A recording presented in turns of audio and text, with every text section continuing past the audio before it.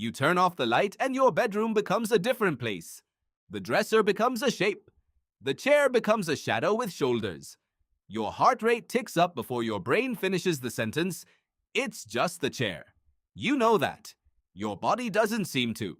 So why does a grown adult, standing in a room they've lived in for years, suddenly feel like a stranger in their own home the second the lights go out? The answer has almost nothing to do with the dark itself and everything to do with something far older than you. Your eyes are built for daylight. Drop the light low enough and a cat, an owl, or a fox can still read the room. You cannot. For nearly all of human history, that gap wasn't a minor inconvenience, it was a design flaw with teeth. For roughly 200,000 years, your ancestors shared the landscape with animals that saw in the dark far better than they did, and that sometimes saw humans as dinner. Fossil evidence backs this up in unsettling detail. A 2-million-year-old skull known as the Taung child, discovered in South Africa, bears puncture marks in the eye sockets matching the exact damage modern eagles leave on primate prey. Your lineage was not always the predator in this story. Now think about what that means for a nervous system trying to keep its owner alive. Waiting for certainty in near total darkness, with something possibly closing the distance, is a luxury you can't afford.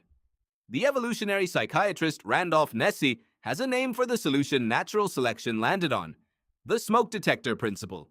A detector that only triggers for real fires is a bad detector, because by then it's too late. A good one goes off early and often, even for burnt toast, because a false alarm costs you a flinch and a missed threat costs you everything. Nesse argues fear evolved the same way, tuned to overreact rather than underreact.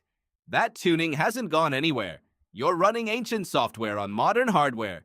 Here's where it gets stranger. It isn't only that darkness feels uneasy, something in your brain appears to actively stand guard while you sleep.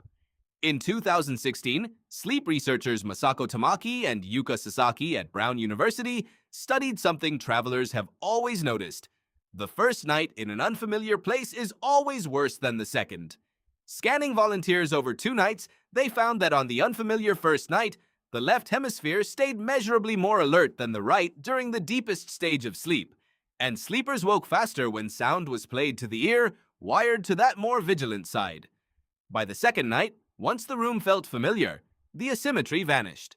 Sasaki described it the way you'd describe wildlife on the savannah: a night watch, half the brain standing guard while the rest of you rests.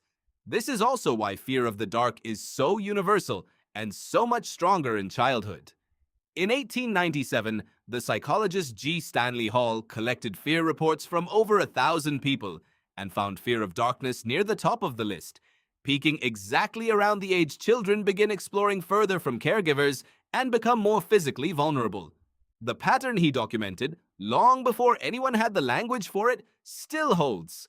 So what does it mean? Standing in your kitchen at 2 in the morning, suddenly certain something moved near the hallway. It means you aren't broken. Underneath the version of you that knows every room in your own house, there's an older version that has never seen this house before, that has no idea what's behind that door, and that has spent 200,000 years learning not to assume the answer is nothing.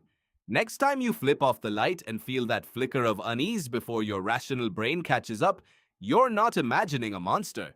You're hearing from a very old part of yourself, the part that kept every one of your ancestors alive long enough to make you and hasn't gotten the memo that the dark isn't what it used to be.